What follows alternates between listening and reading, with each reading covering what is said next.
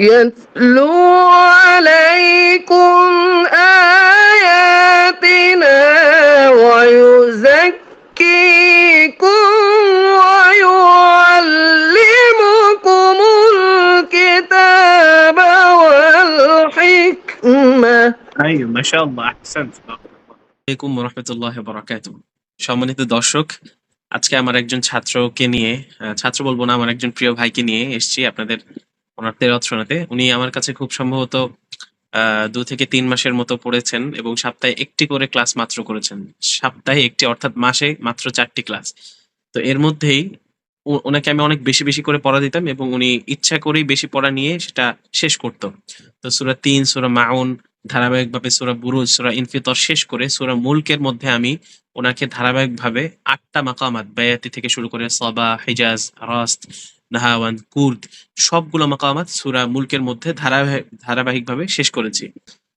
তো সূরা মুলকের উপর ভিত্তি করে ওনাকে আমি একটি পড়া দিয়েছিলাম সূরা বাকারা থেকে, অর্থাৎ ২ নাম্বার পারা ২য় নাম্বার পৃষ্ঠা থেকে। ওনাকে আমি বলেছিলাম যে সূরা মুলক আমরা যেভাবে সাজিয়েছি এভাবে আমাকে হুবহু সবগুলো মাকামাত না হলেও আমি এখান থেকে মাঝখান থেকে জিজ্ঞেস করতে পারি।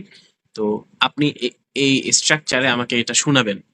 তো দেখি আজকে উনি আমার জন্য কি রেডি করে নিয়ে এসছেন, আমি ওনার থেকে একটু শুনবো। তো প্রথমেই সংক্ষিপ্ত আকারে, একদম সংক্ষিপ্ত ২ থেকে ৩ টি বাক্যের মধ্যে ওনার অনুভূতি জানতে চাইবো যে উনি আসলে এতদিন আমার কাছে শিখলেন, কেমন ফিডব্যাক, কেমন উনি উন্নতি করতে পারছেন। চলুন দর্শক। জি ভাই। জি, আসসালামু আলাইকুম রহমতুল্লাহি ওয়া বারাকাতুহু। আমি কুমিল্লা লাকসাম থেকে বলছি, হাফেজ আবু বকর। তো ওস্তাদের কাছে আমি প্রায় ২-৩ মাস যাবত শিখছি। আলহামদুলিল্লাহ খুব ভালো লাগছে এবং সবচেয়ে বড় কথা আল্লাহ পাকের কোরআন এত সুন্দর করে শিখতে পারছি, এটাই সবচেয়ে বড় নিয়ামত আমি মনে করি আমার জন্য। শুকরিয়া। জাযাকাল্লাহ। ঠিক আছে, আমরা শুরু করি। প্রথমে আমি বায়াতির ৩-৪ টা পার্ট শুনে এরপরে আমি আপনাকে মাঝখান থেকে জিজ্ঞেস করবো, কারণ আসলে পুরো পৃষ্ঠা শোনানোর মতো আসলে সময় দর্শকরা দিবে না আমাকে। তো অল্পের মধ্যে আসলে আমি একটু চেষ্টা করব। তো আপনি শুরু করেন। বিসমিল্লাহির রহমানির রহিম। হ্যাঁ। বিসমিল্লাহির রহমানির রহিম।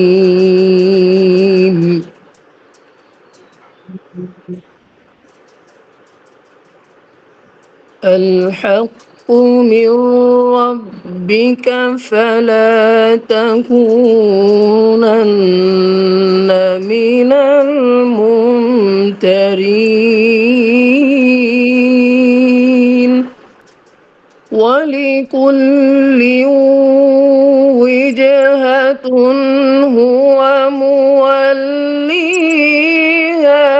فاستبقوا الخيرات।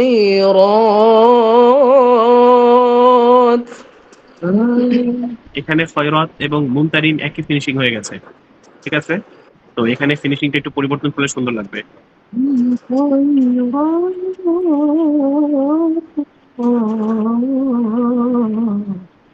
এটা হতে পারে। আচ্ছা, সামনে তুরি। أينما تكونوا يأتي بكم الله جميعا। এত টানা যাবে না।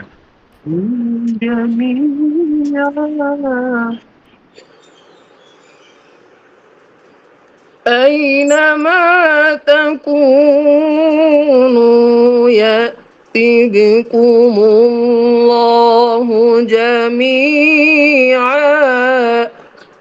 এখান থেকে রস্তে ঢুকতে পারেন। ইন্নাল্লাহা আলা। হ্যাঁ।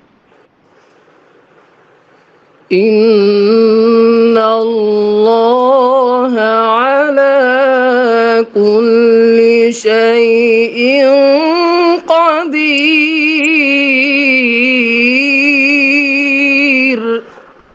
মাশাআল্লাহ। আরেকটা ফিনিশিং, আরো দুটো ফিনিশিং কি হতে পারে?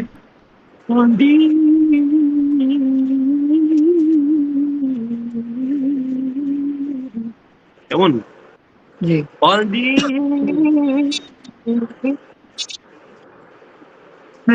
এটা আরেকটা। এভাবে ফিনিশিং চেঞ্জ করে আমরা বিভিন্ন ভাবে বারবার করে দীর্ঘ করতে পারি বাক্যে, তাই না? হ্যাঁ। জবাব।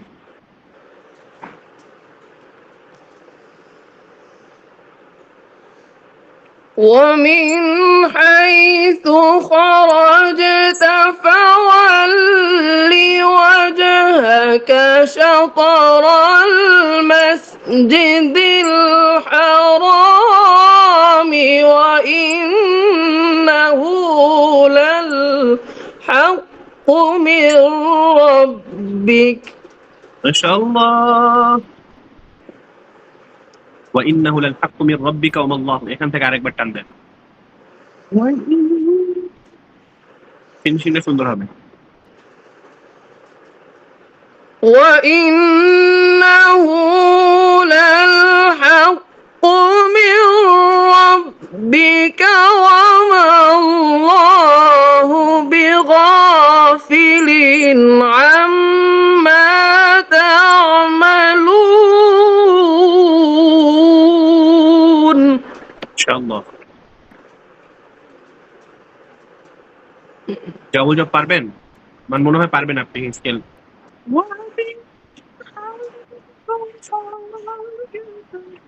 দেন তো দেখি, কষ্ট হলে দরকার নেই, যদি পারেন দেন।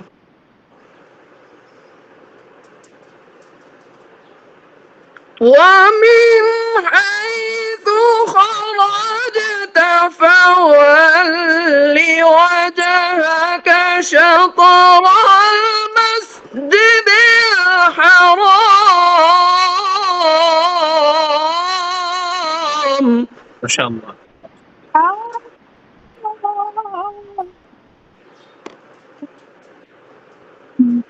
এই ফিনিশিংটা আসবে কেমন?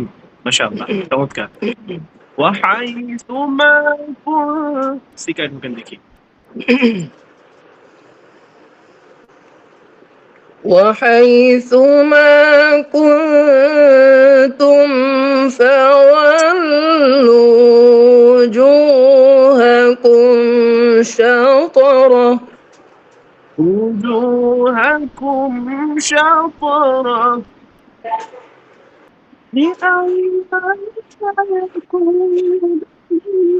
لئلا يكون للناس عليكم حجة إلا الذين ظلموا منهم فلا تخشوهم واخشوني ايه ما شاء الله.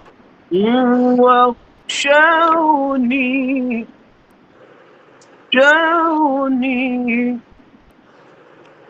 ولأتم نعمتي عليكم ولعلكم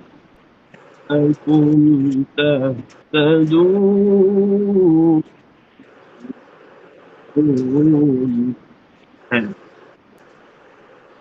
كما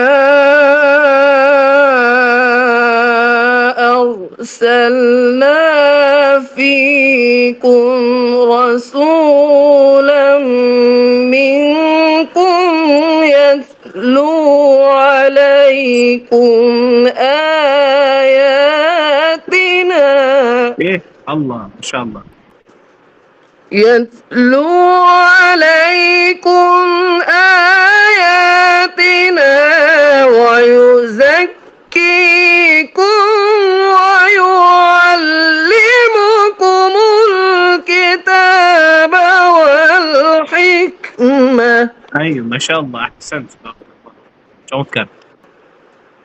ويعلمكم الكتاب والحكمة ويعلمكم ما لم تكونوا تعلمون. এটা করে আমি গলার স্কেলটা লেভেল করলাম। এখন চাইলে ডাবল জবের একটা আসতে পারে, ঠিক আছে, যদি গলা আপনার খোলায়।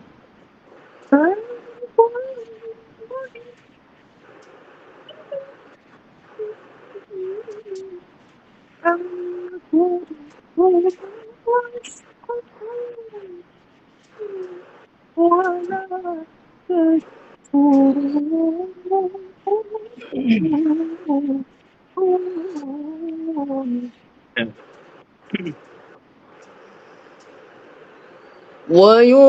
ويعلمكم الكتاب والحكمة ويعلمكم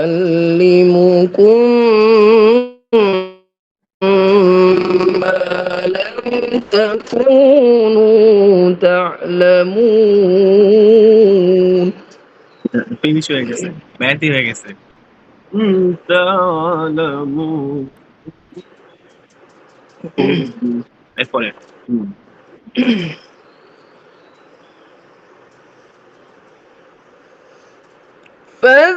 فاذكروني أذكركم واشكروا لي ولا تكفرون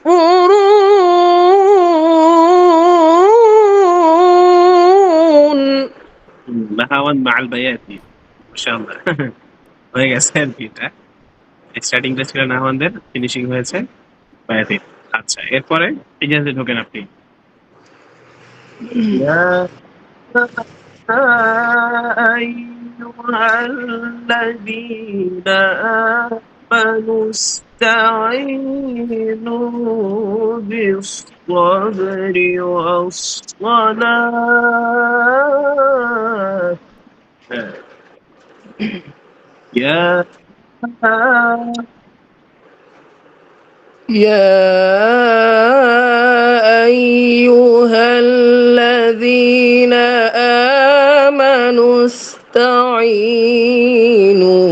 بالصبر والصلاة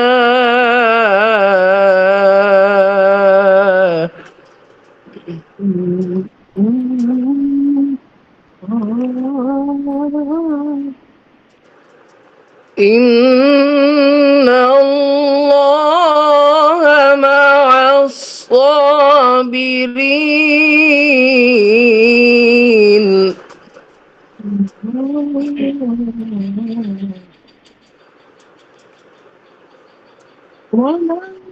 ولا تكونوا ولا تقولوا لمن يقتل في سبيل الله أموات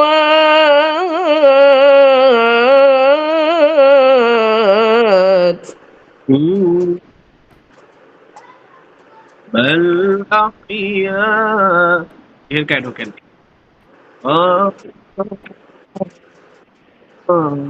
بل أحياء ولكن لا تشعرون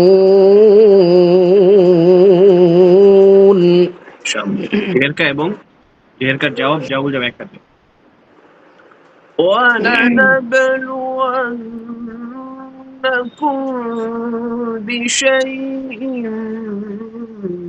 من الخوف والجوع ونقص من الأموال.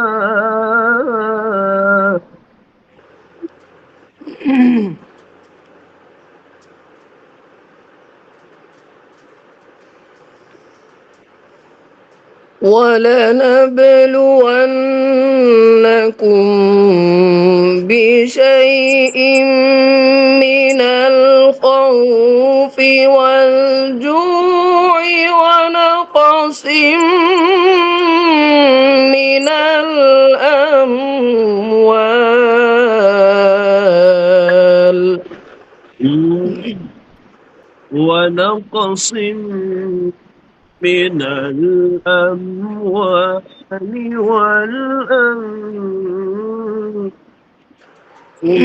والثمرات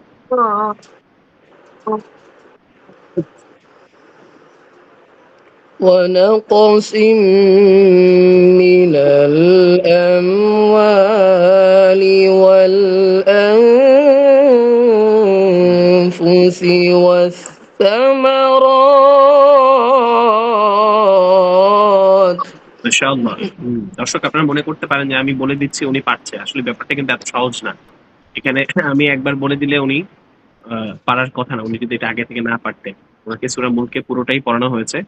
ওটার স্ট্রাকচার উনাকে এখন একটু ধরায় দিলে, একটু টাচ দিলে উনি যেকোনো জায়গা থেকে পারেন। এটাই সাধারণ নিয়ম। একটা জায়গা থেকে একটা ফরম্যাট অনুকরণ করলে সেটা যেকোনো জায়গায় এপ্লাই করা যায়। কিন্তু সেটার পিছনে একজন ওস্তাদ থাকা লাগে যিনি তাকে এটা ধরিয়ে দিবেন। যে এটা কিভাবে এপ্লাই করতে হয়।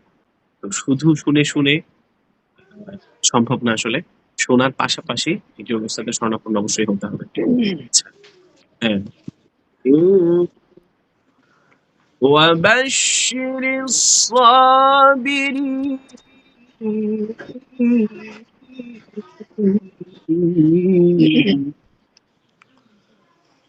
وبشر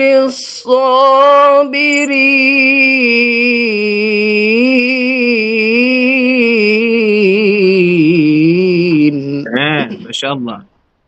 الذين إذا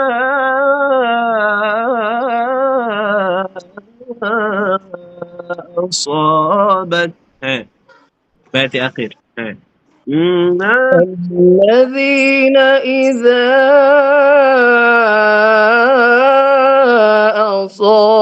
أصابتهم مصيبة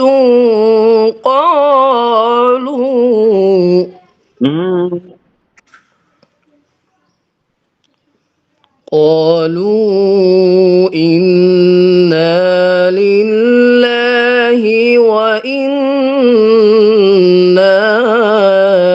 إليه راجعون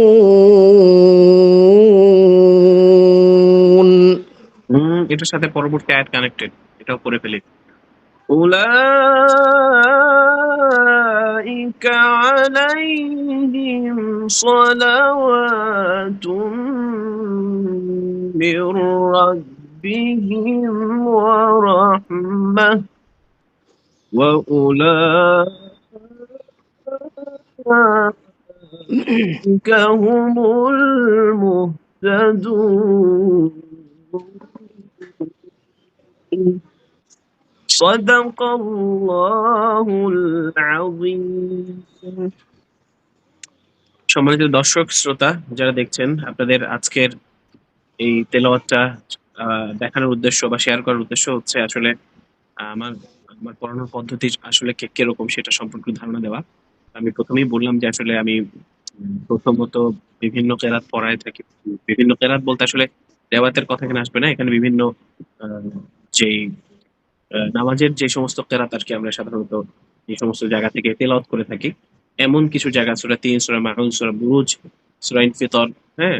তারপরে এরকম কিছু জায়গা থেকে ১ম এ পড়াই প্রাথমিকভাবে। এরপরে সূরা মুলক পড়াই। সূরা মুলকের মধ্যে আমি সূরের নামগুলো বলে দেই। প্রত্যেকটা সূরের ডিটেইলস বলে দেই এবং সেই সূরটা সম্পর্কে টুকটাক আলোচনা করি এবং শেষ করে সূরা মুলকের ৩ পৃষ্ঠার মধ্যে আমরা মোটামুটি ৮ টা মাকামাত মোটামুটি চলে আসে এখানে। তাও কিছু বাকি থাকে যেগুলো আসলে অন্যান্য জায়গায় প্র্যাকটিস করতে সেগুলো চলে আসবে। তো সূরা মুলকের পার্টটা শেষ হলে সূরা মুলকের মতো করে সূরা মুলকের ওই যে প্যাটার্নটা আমরা শিখেছি ওটার মতো করে আসলে কোরআন শরীফের যেকোনো জায়গা থেকে আমি আসলে যেন তেলাওয়াত করতে পারি। আমাকে যেন কোথাও যদি বলে মাহফিলে ০.৫ ঘন্টা তেলাওয়াত করতে বা কোনো প্রোগ্রামে অনেকক্ষণ তেলাওয়াত করতে, সেটা আমি কিভাবে করব? বা যেখানে মধ্যে আরজি আছে অথবা নাই, অথবা কোনো জায়গায় মধ্যে আইওয়াজ আছে, কোনো জায়গায় কোনো টানই নাই, কোনো মাদ নাই, সেই সমস্ত জায়গায় কিভাবে পড়বো? এই সমস্ত জায়গা ডিটেইল এরপরে পরে আমি আসলে কোরআন শরীফের একেক সময় একেক দিন একেকটা ক্লাসে একেকটা পৃষ্ঠা বের করে এভাবে করে পড়িয়ে থাকি আরকি। তো এটা খুব কার্যকরী পদ্ধতি। আমরা নিজেরা ওইভাবে শিখেছি এবং আমরা আরো স্ট্রাগল করে শিখেছি। তো আমাদের পরবর্তী যারা আপনারা শিখছেন তাদের যাতে কিছু সহজ হয় সেই চেষ্টা আমি সর্বোচ্চ করছি। তো আমার জন্য দোয়া করবেন। আজকে এই পর্যন্তই। আ পরবর্তীতে ইনশাআল্লাহ নতুন কোনো লেসন নিয়ে আসবো আপনাদের মাঝে। তো এই পর্যন্তই। আসসালামু আলাইকুম ওয়া রাহমাতুল্লাহি ওয়া বারাকাতুহু।